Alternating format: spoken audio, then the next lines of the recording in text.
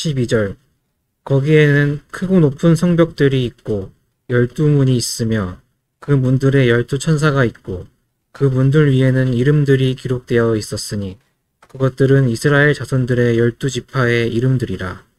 동쪽에 세 문, 북쪽에 세 문, 남쪽에 세 문, 서쪽에 세 문이 있더라. 그 도시의 성벽은 12기초가 있고 그것들 안에 어린 양의 12사도들의 이름들이 있더라. 아멘. 감사합니다. 우리 말씀 시간 위에 기도하겠습니다. 하나님, 오늘 또 이 계시록에 있는 말씀을 제대로 주셨습니다. 이 말씀 안에서 정말 주님이 말씀하시고 싶어 하시는 그 말씀 전해 주시옵소서. 저희들은 마음을 깨뜨리고 또 부드럽게 하여 주님의 말씀의 씨가 잘 심겨줄 수 있게 준비하겠습니다.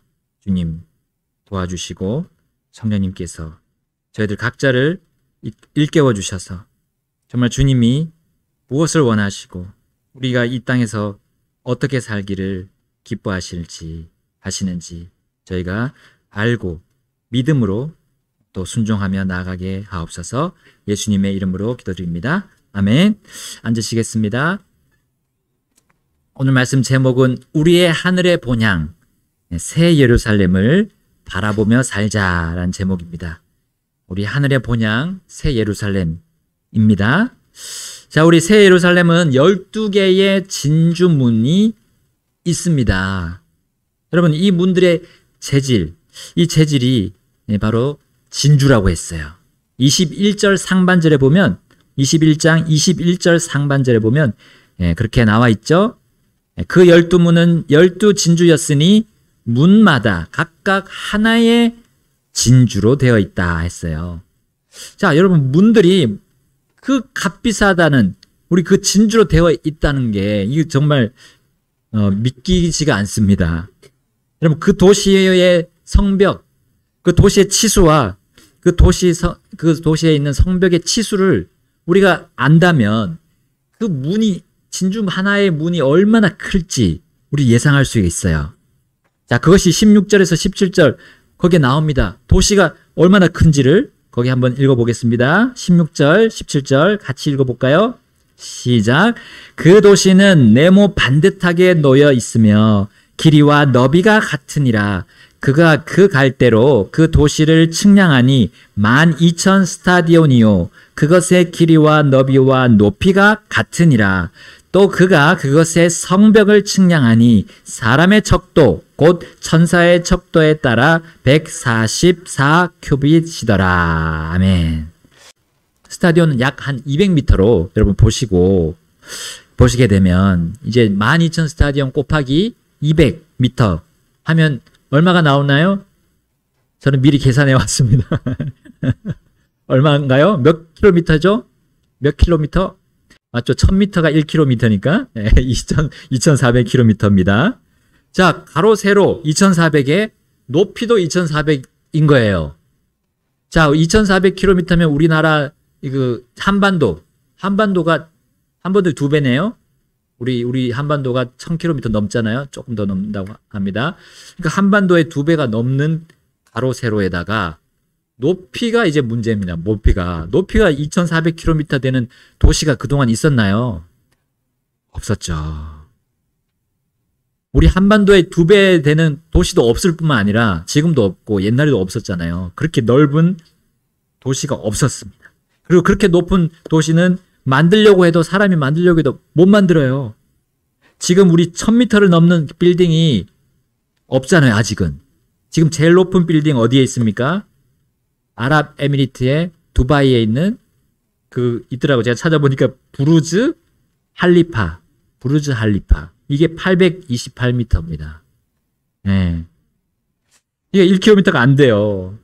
자, 곧 세워지긴 하겠죠. 1km 넘는 게 세워지긴 하겠지만, 이 세례 예루살렘 같은 2400km, 2400km를 사람이 과연 위에까지 올릴 수 있을까? 수백 킬로미터 위에 우주까지 이 엘리베이터를 만든다는 그런 말들이 있었어요. 짓겠다고 하는 말이 있습니다. 허황된 꿈이죠. 여러분, 이렇게 큰 도시의 성벽, 또 이렇게 큰 도시의 성벽은 144큐빗이라고 했습니다. 144. 곧 약 한 60m라고 보시면 되겠습니다. 현재 아파트 한 20층, 1층이 한 3m로 치면 20층 정도의 높이의 성벽이에요. 성벽만 해도. 자, 그 성벽에다가 문을 한번 만든다고 생각해 봅시다. 성문을. 그 성벽 높이 한 3분의 1 정도 되지 않을까 한번 생각해 봅니다.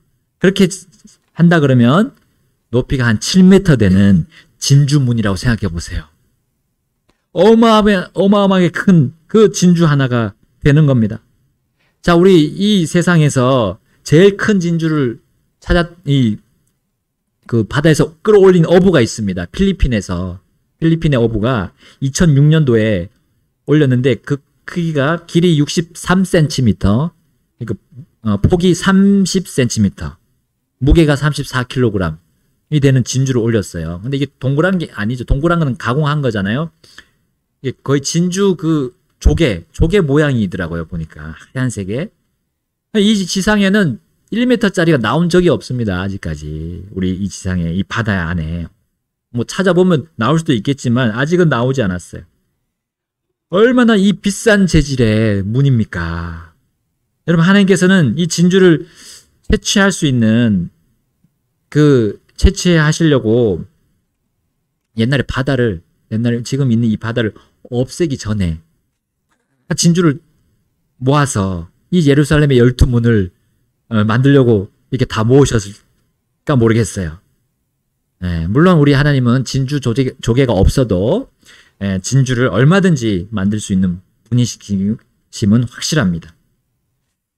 여러분, 이 귀한 진주로 왜 문을 만드셨을까요? 새 예루살렘 성에 진주 문을 만드셨을까요? 주님은 가장 사랑하시는 우리들을 위해서, 자신의 자녀를 위해서면 그 어떤 비싼 비용도 지불을 할 수 있는 분이 아니십니까? 여러분, 자신의 가장 고귀한 피로 사신 우리들입니다. 그런데 그런 분이 그 값비싼 진주로 그렇게 해 주실 수 있는 분 아닙니까? 여러분, 그분은 그 값비싼 진주에 우리를 비유하지 않으셨어요? 예수님이 진주에 대한 비유를 하지 않으셨습니까? 그 진주 하나를 사기 위해서 자신의 모든 재산을 판 그 사람에 대해서 비유적으로 말씀해 주셨잖아요. 여러분, 우리의 영원한 집에 12문이 각각 진주 한 개씩으로 되어 있다는 거. 여러분, 이 사실 우리가 잊지 맙시다. 그리고 이 세상을 없다고, 보석 좀 없다고 기죽을 필요 없어요. 당당하게 살아가는 겁니다. 지금의 우리 나무나 금속, 플라스틱으로 만든 저런 문들, 비교도 안 되는, 비교도 할 수 없는 진주문으로 우리의 집이 만들어질 거라는 사실을 여러분이 보세요. 우리 찬송가 704장에 이런 찬송 가사가 있습니다. 704장의 후렴을 제가 직역해 보니까 이렇습니다. 그분께서 내가 들어갈 수 있도록 진주문을 열어주실 것입니다. 이는 그분께서 나의 구속을 사셨고 나의 모든 죄를 용서하셨기 때문입니다. 주가 진주문을 열고, 그 찬송이에요. 나를 반겨 맞으리, 그거의 직역이 이거예요. 여러분, 우리들의 집의 문들을 진주문, 지금부터 우리 봅시다. 우리 집에 나무 문이지만 비록 저게 바뀌어서 진주문이 된다는 거예요. 여러분, 그게 우리 바깥 현관문이에요. 현관문이 진주문이면 우리가 살 그 저택 안의 집의 문은 훨씬 더 좋다라는 거. 여러분, 재미있는 것은 그 진주문 위에다가 어떤 이름들이 새겨집니다. 12절에 나오죠. 아까 우리 제고봉 형제님 읽은 거기에 이스라엘의 12지파의 이름이 나옵니다. 자, 르우벤, 시므온, 유다, 스불론, 이사갈, 갓, 아셀, 납달리, 므낫세, 에브라임, 베냐민. 자, 여기까지 11지파입니다. 12지파 아닙니까? 남은 지파가 있는데 레위와 단입니다. 레위 단. 자, 왜 이렇게 13개가 됐냐면 요셉이 낳은 아들들이 2개로 또 나눠졌잖아요. 그래서 총 13지파인데 이렇게 되면 한 지파가 안 나오는 거 아닙니까? 네, 맞습니다. 나오지 않을 거예요. 한 지파에. 자, 어떤 지파가 그러면 단 지파가 나오지 않을까? 레위가 나오지 않을까? 네. 단이 거기에 새겨질까? 아니면 레위가 새겨질까? 이런 문제가 생깁니다. 자, 우리 먼저 야곱이 죽기 전에 이스라엘의 그 12지파가 될 그 야곱의 12아들에 대한 예언을 한번 보면 우리 조금 이렇게 예상할 수가 있어요. 창세기 49장 16절 18절에 이렇게 나옵니다. 특별히 단에 대해서 이렇게 나와요. 단은 이스라엘 지파 중 하나로서 자기 백성을 심판하리로다. 단은 길가의 뱀이요 다니는 길의 독사로 말 발굽을 물어 말탄 자가 뒤로 떨어지게 하리로다. 오 주여, 내가 주의 구원을 기다렸나이다. 이렇게 했어요. 자, 이 앞서서 이 야곱은 유다에 대해서 예언을 할 때 이스라엘의 홀 왕위가 유다를 떠나지 않을 거를 말했거든요. 근데 웬일인지 단이 또 이스라엘을 심판한다는 말을 했어요. 어떤 통치를 가지겠다는 거예요. 근데 이거는 보니까 뱀으로 묘사를 하고 있고 독사로 묘사하는 거 보니까 이것이 잘못된 악한 통치를 이 단이 할 거를 말하고 있습니다. 자, 단이 악한 통치를 하는 거는 이 전에도 없었어요. 그리고 지금도 없고, 그러니까 미래에 일어날 일이죠. 바로 이것이 7년 대환란 시기에 통치할 적 그리스도와 깊은 연관이 있다는 걸 우리에게 말해줍니다. 자, 단지파에서 적 그리스도가 나온다는 것을 우리 알 수가 있습니다. 자, 그런데 이 적 그리스도가 이렇게 나오기 때문에 이 단지파는 그 새 예루살렘 그 도시의 이름에 적히지 않을 수 있다라는 생각을 할 수 있죠. 자, 그러나 반면에 단의 이름이 들어간다는 견해도 있어요. 왜냐하면 천년왕국 기간에 이 12지파가 땅을 다 상속받거든요. 분배받으면서 상속을 받을 때 단지파가 빠지지 않는다는 거예요. 단지파도 거기 상속을 받습니다.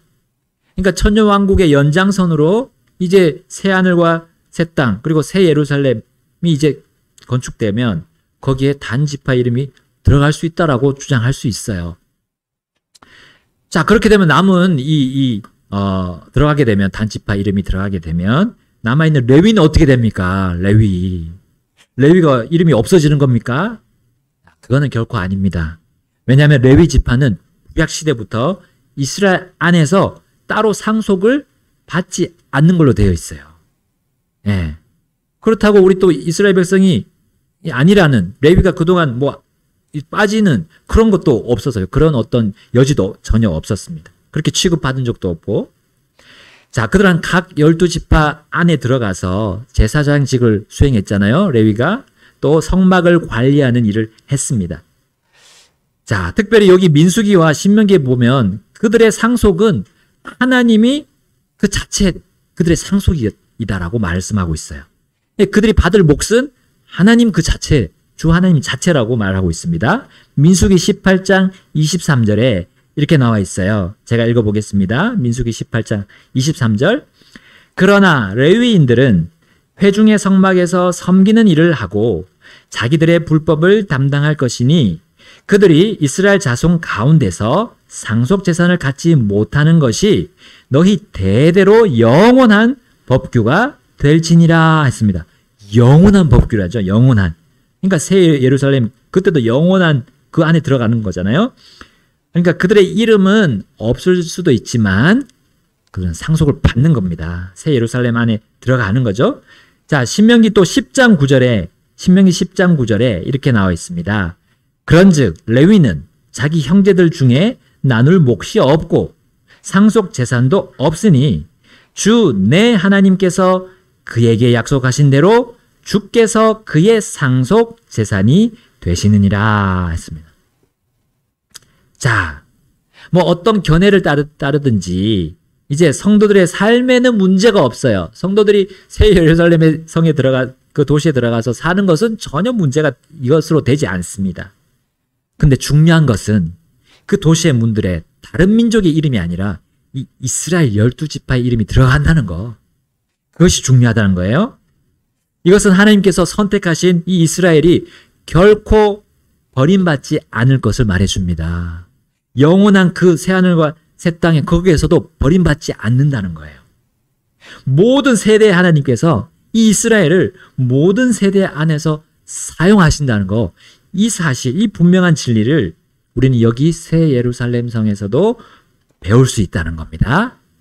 자, 바로 새 예루살렘 도시의 문들 위에 새겨질 그 이름들을 통해서 우리는 배울 수 있는데, 자, 이스라엘은 현재도 이 물질적인 이 땅과 하늘들을 운영하시는 분이 하나님이심을 이스라엘 민족이 사실 보여주고 있는 겁니다. 지금 그들이 메시아를 받아들이지 않았다고 해서 예수님을 받아들였지 않았다고 해서 그들이 끝난 게 아닙니다. 계속 이스라엘 통해서 우리 믿는 자들은 하나님이 여전히 역사하시는구나를 볼 수 있는 거예요. 또한 영적으로는 이 우리 유대인을 통해서 교회가 처음에 세워진 겁니다. 그렇잖아요? 유대인을 통해서 교회가 시작이 되었어요. 자, 나아가서 미래의 7년 대환란 중에는 이 민족들이 이스라엘을 만만히 보면 안 돼요. 그때는 진짜 특히 이제 후 3년 반 그 기간에 이 민족들은 이스라엘을 선택하느냐 아니면 적그리스도를 선택하느냐에 따라서 그들의 구원의 유무가 결정될 것입니다. 자, 지금도 이스라엘을 적대적으로 생각하는 사람들은 어떻습니까? 이스라엘과 관련된 책들을 받아들이기 쉬울까요? 쉽지가 않을 거예요. 아, 나 싫어해. 저 이스라엘 싫어해 하는데 성경에 보면 다 이스라엘에 대한 얘기니까요. 성경을 받아들이기가 힘들 수 있어요. 나아가 이스라엘 민족이 중심으로 등장하는 이 성경조차 얼마든지 거부할 수 있는 상황이고, 이 문제가 이제 세계 주요 언론들이 어떻게 지금 하고 있습니까? 팔레스타인을 괴롭히는 이 나쁜 이스라엘이라고 이제 반격한 거죠. 이스라엘 입장에서는 반격을 해서 그 팔레스타인 아이들이 뭐 죽고 막 이런 걸 부각시켜서 이스라엘 나쁜 국가로 낙인 찍고 있습니다. 자, 이로 인해서 이스라엘을 괜히 미워함으로 이 불신자들은 이 구원을 주는 이 성경 말씀 그리고 하나님에 대한 그런 외부적인 증거들 이거를 거부할 수 있다는 거죠. 자, 그러므로 불신자들에게 우리가 복음을 전해야 하는 우리들의 입장에서는 이스라엘을 괜히 미워하면 안 됩니다. 괜히 혐오하는 일이 없어야 돼요. 여러분, 우리 사실 교회는 모든 민족들을 어떻게 해야 됩니까? 사랑해야 됩니다.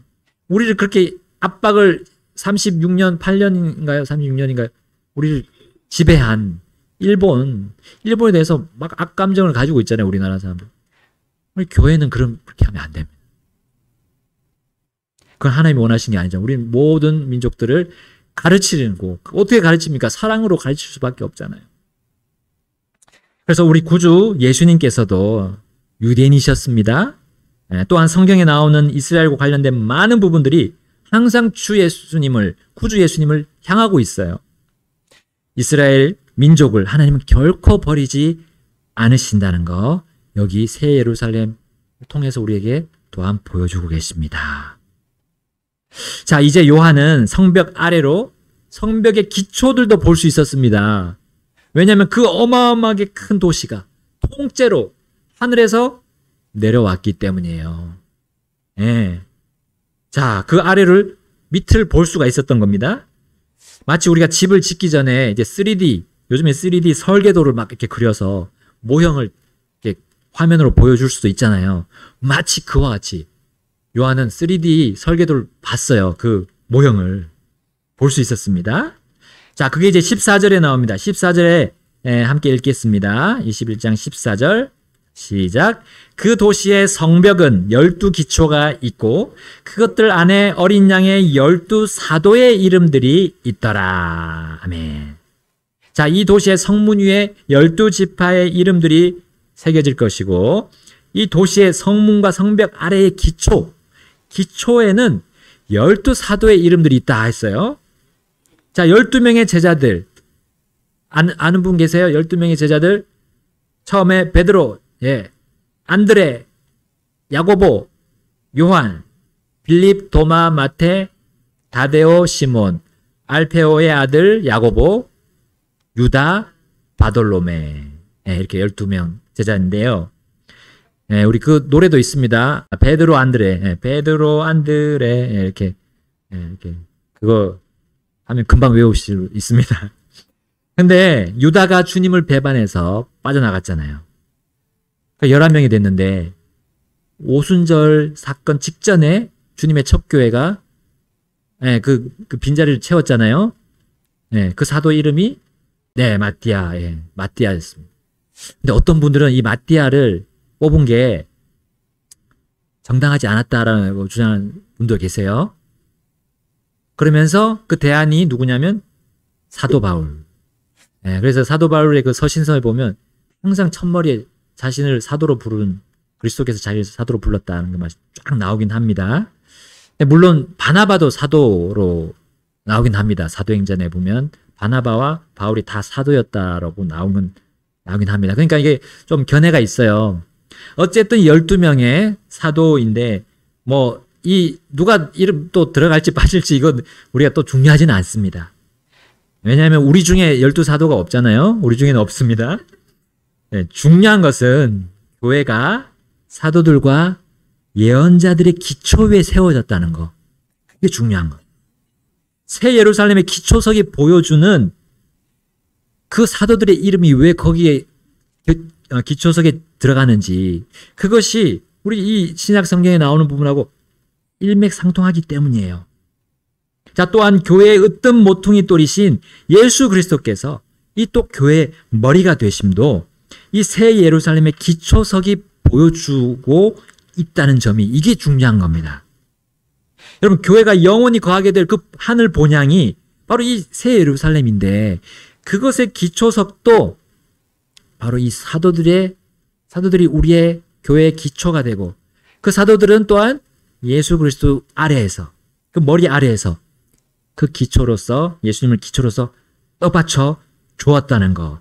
그것이 이 도시에 새겨진다는 겁니다. 여러분, 이 도시의 건축자는 하나님이시죠? 그 기초석은 사도들의 기초이자 말씀이신 예수님이라는 것. 예수님이시라는 것.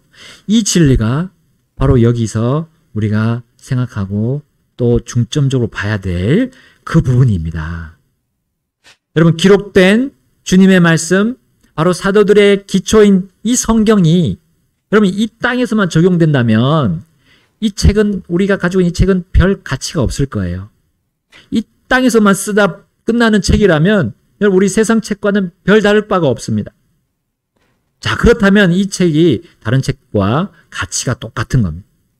그러나 교회의 본향인 새 예루살렘의 기초석을 우리가 딱 보게 되면 사도들의 이름이 거기 들어있는 거예요.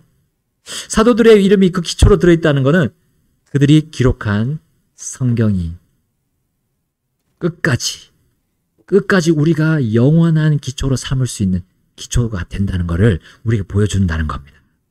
우리 교회가 붙잡고 가야 될 이 말씀이란 것이 지금도 여전히 우리가 붙잡을 수 있는 이 말씀이란 감사와 기쁨의 그런 말씀이 되는 거예요. 하나님의 말씀이 영원히 하늘에 정착되었다는 구절이 있잖아요. 시편에. 그 말씀이 실제로 우리가 살게 될 새 예루살렘의 기초가 된다는 거. 또 하늘과 땅이 없어지기 전에는 율법의 1.1획도 결코 없어지지 아니하고 마침내 모두 성취되는 그 장면이 이 도시의 기초석을 통해서 우리는 확인할 수가 있습니다. 여러분, 성경에 있는 모든 장들과 이 절들이 그 도시의 기초임을 보면 여러분 우리가 성경대로 사는 우리 성도들의 삶이, 그 단순한 삶이 사실은 얼마나 고귀한지를 보여주는 겁니다. 우리 에베소서 2장 20절에 이렇게 나와 있습니다. 또한 너희는 사도들과 예언자들의 기초 위에 세워졌나니 예수 그리스도께서 친히 으뜸 모퉁이 돌이 되사 그분 안에서 모든 건물이 꼭 맞게 함께 뼈대를 맞추어 주 안에서 하나의 거룩한 전으로 자라가고 22절입니다. 그분 안에서 너희도 성령을 통해 하나님의 거처로 함께 세워져 가느니라. 아멘. 여러분 우리 교회를 건물에 비유했습니다. 몸에도 비유하셨지만 이 건물에 또 비유하는 거예요. 거기에 기초는 사도들과 예언자의 기초이지만 모퉁이 돌은 각 사각 끄트머리의 모퉁이 돌은 바로 예수 그리스도시다 하면서 우리 성령의 거처로 우리 교회가 이루어져 나가는 거.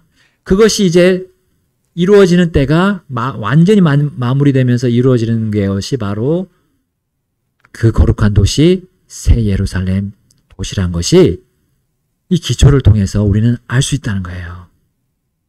여러분 영원한 우리의 도시 새 예루살렘은 하나님의 어린 양께서 교회에게 예비하신 가장 아름다운 거처가 될 것임이 분명합니다.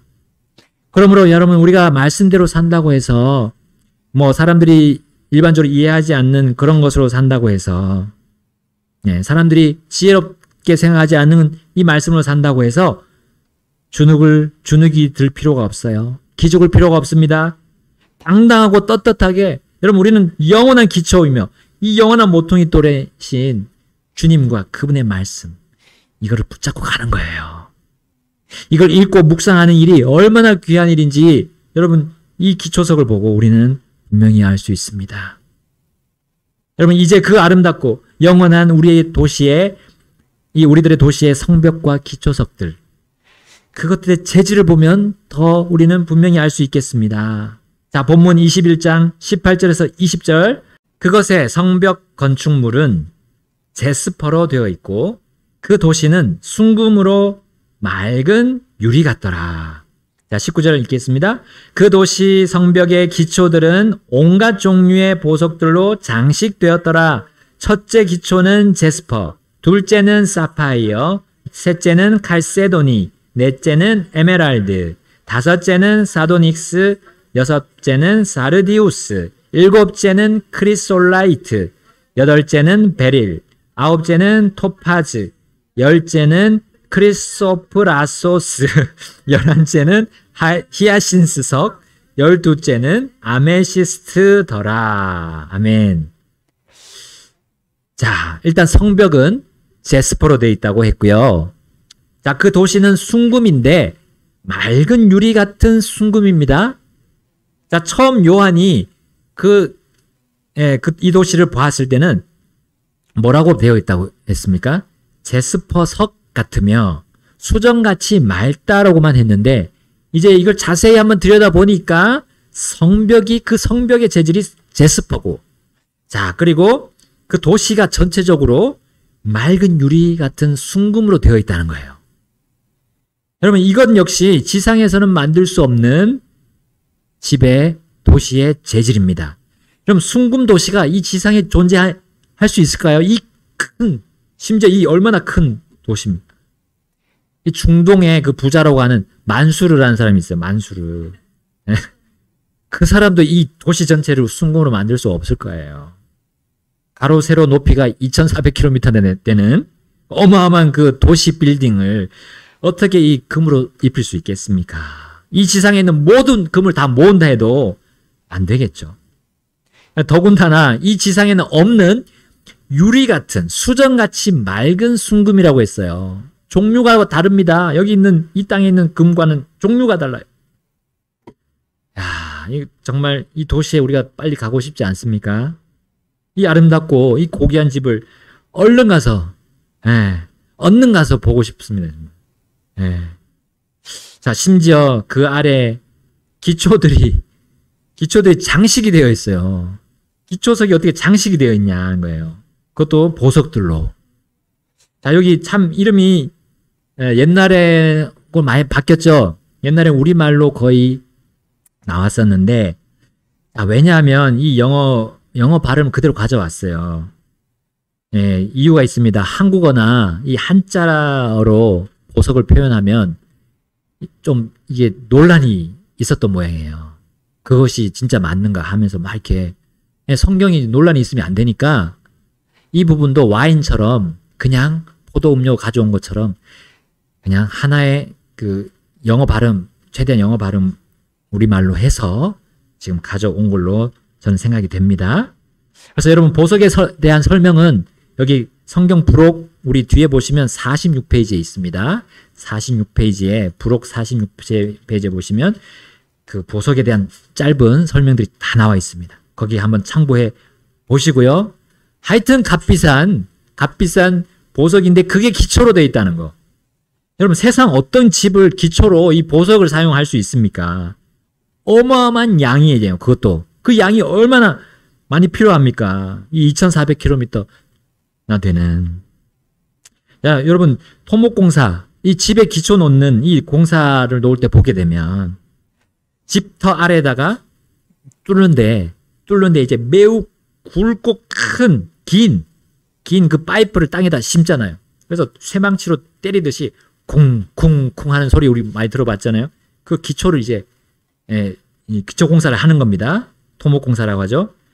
계속 파고 내려가서 이제 반석이 있는 데까지 뚫습니다. 밑으로 계속 시추를 하는 거죠. 시추해서 그 반석도 조금 이렇게 뚫어서 거기다가 콘크리트를 막 부어 넣습니다. 막 부어 넣어서 그 이제 기둥들 위에다가 이제 집을 올리는 겁니다. 네. 그러나 우리가 살게 될 예루살렘의 기초는, 새 예루살렘의 기초는 콘크리트가 아니에요. 12가지의 엄청나게 비싼 값으로 매길 수 없는 보석이라는 겁니다. 여러분 기초가 이 값비싼 보석으로 장식되어 있다면 그 내부 우리가 가게 될 그 안에 도시 안에 우리가 받게 될 그 집은 얼마나 아름다울까. 우리 지상의 이 원리와 똑같이 적용해 보세요. 우리의 집의 기초와 그 집안의 모습이 얼마나 차이가 있습니까? 그것은 이제 우리 다음 시간에 한번 보겠습니다. 정리하겠습니다. 우리가 가게 될 새 예루살렘 도시의 오늘 외곽을 봤습니다. 외곽만 봤어요. 지금 현 세상에 유명하고 아름답고 정말 유서 깊은 그 도시들, 고귀한 도시들 한번 생각해 보세요. 세계 여러 도시들이 있습니다. 어마어마한 건축물들이 있는 도시들, 오래된 문화재들이 있는 도시들, 천혜의 자연과 이렇게 딱 맞닿아 있는 도시들. 여러분 아름답다고 하는 그런 모든 도시들 한번 생각해 보세요. 그러나 그 어떤 도시도 따라할 수 없는, 흉내낼 수 없는 도시가 바로 주님의 자녀들이 갈 새 예루살렘이라는 사실입니다. 그 보석뿐만 아니라요. 오늘 본문 21장 4절에 나온 것처럼 여러분 이 현재 도시들은 아무리 좋은 도시라 할지라도 거기는 뭐가 있습니까? 눈물이 여전히 있습니다. 죽음이 여전히 있습니다. 슬픔이 여전히 있습니다. 울부짖음도 있고요. 아픔이 또 있습니다. 여전히 있습니다. 그러나 우리의 본향 새 예루살렘에는 그 모든 것이 찾으려고 애를 써도 없어요. 여러분 이 예루살렘을 우리 믿음의 조상 아브라함이 미리 보았어요. 미리 보았는데 믿음으로 봤습니다. 믿음. 자, 히브리서 11장 보고 마치겠습니다. 히브리서 11장 14절부터 16절. 이는 그와 같은 것들을 말하는 자들은 그들이 한 본향을 찾고 있음을 분명하게 나타내기 때문이라. 또한 참으로 그들이 자기가 떠나온 그 본향을 깊이 생각하였더라면 그들에게 돌아갈 기회가 있었으리라. 그러나 이제 그들이 더 나은 본향을 사모하니 곧 하늘에 있는 것이라. 그런즉 하나님께서 그들의 하나님이시라 불리는 것을 부끄러워하지 아니하시나니 이는 그분께서 그들을 위하여 한 도시를 예비하셨기 때문이라. 아멘. 믿음을 통해 아브라함이 이 도시를 받습니다. 그리고 이 땅을 나그네여 순례자라고 고백하면서 이 땅에다 소망을 두지 않았어. 이 땅에 그 어떤 귀한 것이 있어도 그거는 아무것도 아니다. 그거는 내가 갈 저 본향, 하늘 본향의 새 예루살렘과 비교도 할 수 없다. 여러분, 우리 주님께서 오늘 본문을 통해서 조금 보여주신 거예요. 이거 다 보여주신 게 아닙니다. 우리가 실제로 봤을 때 진짜 가히 지금 여기선 상상할 수가 없습니다. 우리가. 왜냐하면 본 적이 없던 거기 때문에 우리가 본 적이 없는 걸 보게 될 거예요. 그 아름다운 도시를 주님이 우리를 사랑해서 그 사랑을 완전히 거기다 담아서 꾸며주시니까요. 그 큰 사랑이 얼마나 큰지 우리도 측량할 수 없잖아요. 그래서 우리 상상할 수가 없습니다. 완벽하게 상상할 수 없습니다. 거길 가겠습니다. 거길 가게 됩니다. 우리가 주님을 구주로 믿은 모든 자들과 여기를 상속받을 것이다 라고 약속해 주셨습니다. 그날 고대합시다. 네, 우리 다 같이 기도하시겠습니다.